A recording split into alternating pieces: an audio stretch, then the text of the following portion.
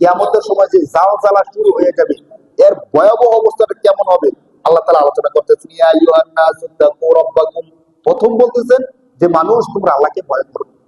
ইয়া আইয়ুহান নাস, এখানে কিন্তু আল্লাহ তাআলা ইয়া আইয়ুহাল্লাযীনা আমানু এই কথা বলে নাই।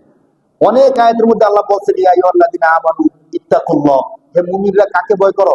আল্লাহকে ভয় করো। কিন্তু কিছু কিছু জায়গা আছে, আপনাদেরকে আমি একটা বিষয় বলি, আপনারা নিজেরা বুঝবেন।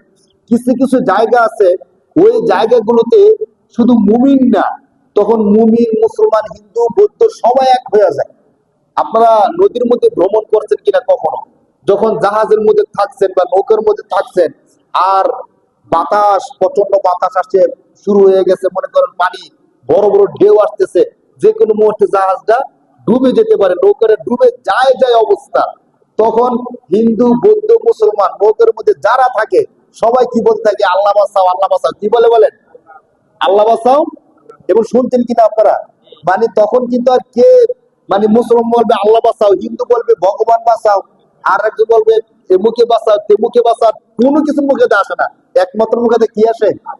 আল্লাহ বাঁচাও, আল্লাহ বাঁচাও। আল্লাহ ঠিক, আল্লাহ বলতেছেন যখন কিয়ামতের জালজালা শুরু হয়ে যাবে, তখন মানুষের মধ্যে আর ধর্মের ভেদাভেদ থাকবে না। তখন সবাই একমাত্র বিশ্বাস করে ফেলে কাকে?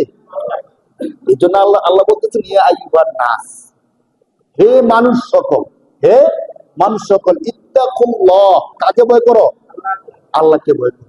কেন আল্লাহকে ভয় করতে হবে? আল্লাহ আপনাকে মুমিনরা বিশ্বাস করে, তো মুমিনরা ভয় ভয় করবে। আমরা তো আপনাকে মাইনে বিশ্বাস করি না, আমরা কেন বিশ্বাস করবো? আল্লাহ বলতেছে শোনো, ইন্না জালজালাতাস সাআতি শাইউন আযীম, যখন কিয়ামতের ভয়াবহ জালজালা শুরু হয়ে যাবে, ভূমিকম্প, ভূমিধস, ঝড় ঝাপটা শুরু হয়ে যাবে, ওই শুরু হওয়াটা অনেক বেশি ভয়াবহ, ভয়ঙ্কর পরিস্থিতি হবে। ভয়াবহ অবস্থাটা কি হবে আল্লাহ তাআলা নিজে বলতেছেন, ইয়াউমা তারাউনাহা তাযহালু কুল্লু মুরদিয়াতিন আম্মা আরদাআত ওয়া তাদাউ কুল্লু যাতি হামলিন হামলাহা ওয়া তারান নাসা সুকারা ওয়া মা হুম বিসুকারা। আল্লাহ বলে বান্দা কেন আমাকে ভয় করবা? শোনো, যখন এই ভয়াবহ পরিস্থিতি শুরু হয়ে যাবে, তখন তুমি দেখবা যে মা তার সন্তান ভূমিষ্ঠ হওয়ার পরে সন্তানের দিকে 24 ঘন্টা তাকায় থাকে, সন্তান ঘুমাইছে কিনা, খাইছে কিনা, একটু কান্না করার সাথে সাথে কোলে নিয়ে নেয়। মানে সন্তানের জন্য জান প্রাণ, নিজের জীবনটা পর্যন্ত মা সন্তানের জন্য বিলিয়ে দেয়। যখন ওই ভয়াবহ পরিস্থিতি তৈরি হবে, তুমি দেখবা মা সন্তানকে দুধ খাওয়াতে গিয়ে দুধ না দিয়ে সন্তানকে ফেলে সে চলে যাবে। সুবহানাল্লাহ, কত ভয়াবহ পরিস্থিতি হবে। মুরদিয়াতিন আম্মা আরদাআত, আল্লাহ তাআলা বলতেছে প্রতিটা মা যারা দুগ্ধপুষ্ট শিশু আছে, ওই শিশু সন্তানকে ফেলে সে ইয়ানাফসি ইয়ানাফসি করতে থাকবে। কেমন ভয়াবহ পরিস্থিতি হবে? ইয়াউমা তারাউনাহা তাযহালু কুল্লু মুরদিয়াতিন আম্মা আরদাআত, আর কি দেখবা? ওয়া তাদাউ কুল্লু যাতি হামলিন হামলাহা, যারা গর্ভবতী মহিলা আছে, আর 3 দিন 2 দিন 1 মাস 2 মাস বাকি আছে তাদের গর্ভর সময় আসার, ওই মাদেরকে দেখবা যে তাদের দৌড়ের কারণে, ভয়াবহ প্রচন্ডতার কারণে অটোমেটিকলি তারা গর্ভপাত করে ফেলেছে। কেমন ভয়াবহ পরিস্থিতি হলে এমনটা হতে পারে? কিন্তু আখেরাতে না, দুনিয়ায় এই পরিস্থিতি সৃষ্টি হবে। আল্লাহ তাআলা কোরআন শরীফের 17 নম্বর পারার 11 নম্বর পৃষ্ঠায় এই আলোচনাটা করতেছেন সূরা আল-জিন। ইয়াউমা তারাউনাহা তাযহালু কুল্লু মুরদিয়াতিন আম্মা আরদাআত ওয়া তাদাউ কুল্লু যাতি হামলিন হামলাহা।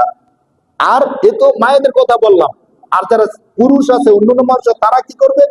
ওয়া তারান নাসা সুকারা, তুমি মানুষদেরকে দেখবা নেশাগ্রস্ত মানুষ, পাগল যেমন দৌড়ে পালাতে থাকে, ছুটতে থাকে, মানে মানুষদের দৌড়ের কারণে, পালানোর কারণে তোমার কাছে মনে হবে সবাই মনে হয় নেশাগ্রস্ত হয়ে গেছে।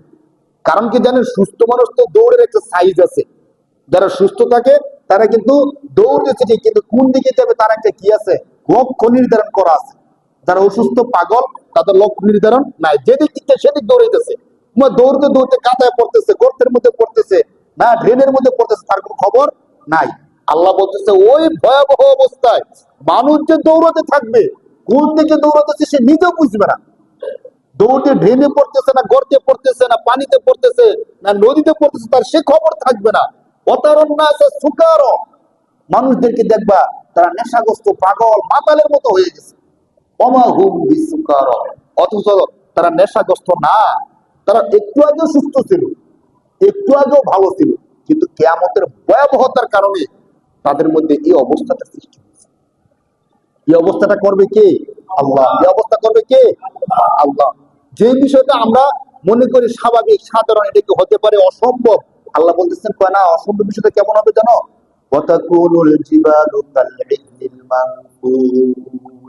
দেখো, মানুষ তো এভাবে দৌড়াদৌড়ি করবে, অচেতন হয়ে যাবে। শুধু মানুষ না, তখন বিশাল বিশাল পাহাড় যেগুলো আছে, এই পাহাড়গুলো তুলার মতো উঠতে থাকবে। এখন মনে হয় না যে এটা অসম্ভব, তুলার মতো উড়ে কেমনি?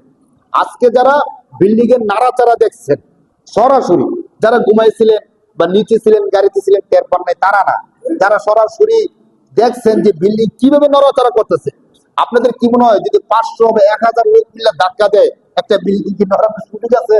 বিল্ডিং এর একটা ইটও তো কি করা যাবে নড়ানো? একতলা বিল্ডিং এ ধরেন 1000 মানুষ ধরে ধাক্কা দিলে নড়বে এটা? এমন চান্স নাই। কিন্তু আল্লাহ তালা একতলা বিল্ডিং না, 10 তলা, 15 তলা, 20 তলা পর্যন্ত বিল্ডিং গুলো কিভাবে নড়ছে দেখছেন না? আল্লাহ তো আমাদেরকে হেফাজত করছে, নয়তো যদি এটা আরেকটু হইতো, অত এতটুকুর মধ্যে তো অনেক কিছু ধ্বংস হয়ে যায়।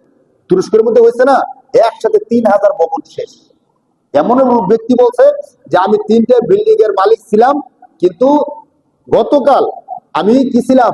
3টে বিল্ডিং এর মালিক ছিলাম। আজকে আমার ভাড়াটে যে তাঁবুতে থাকে, আমি একই তাঁবুতে কি? আমাদের আল্লাহ যদি এমন আমাদেরকে হেফাজত করছেন, যদি এমন হয়ে যেত আমরা তেমনই হয়ে যেতাম না? যারা বাড়ির মালিকরা ছিলাম, ভাড়াটিয়ারা যে তাঁবুতে থাকতো, বিল্ডিং আবার পুনর্নির্মাণ পর্যন্ত আমরা সেভাবে থাকতে দিত। বাকি বাঁচাইছেন কে? বাঁচাইছেন কে ভাই? যে আল্লাহ আমাদেরকে বাঁচান, ওই আল্লাহর ইবাদত কি করা দরকার না আমাদের? বলে, যদি এমন হইতো যে আজকের দিনটি আমার শেষ দিন হয়ে যেত, তাহলে আমরা যারা ফজরের নামাজ পড়ছি, আমাদের শেষ আমলটা হইতো এই ফজরের নামাজটা। সুবহানাল্লাহ, ঠিক কিনা বলেন? যারা ফজর নামাজটা পড়ছি তখন তো সুস্থ ছিলাম। যদি আজকে আমি তো প্রত্যক্ষদর্শী ছিলাম, 3 তলার মধ্যে ছিলাম, তা আমার মনে হইতেছিল যে আরেকটা জাকুনি দিলে শেষ। মনে করতেছিলাম যে না, মনে হয়, কারণ এখান থেকে বাঁচাতে কোনো প্ল্যান কোর্স কোনো কিছু করার সুযোগ আছে বলে, যে লাভ দিয়ে বেঁচে যাবো বা কোনো কিছু করে বাঁচাতে চান্স নাই। তো মনে হয়েছিল শেষ। যদি সত্যিকার আমরা আজকে আমাদের জীবনের শেষ দিনটা হইতো, তাহলে যারা আমরা নামাজ পড়ছি, তাহলে আমাদের শেষ আবাদতটা কি হতো? ফজরের নামাজটা। আর যারা দুর্ভাগ্যবশত ফজরের নামাজটাও পড়তে পারছি না, তাদের অবস্থাটা কি একটু বলেন? তাদেরকে চান্সটা ছিল যে আবার জুমার নামাজটা আজকে পড়তে পারবো? চান্সটা ছিল না ভাই।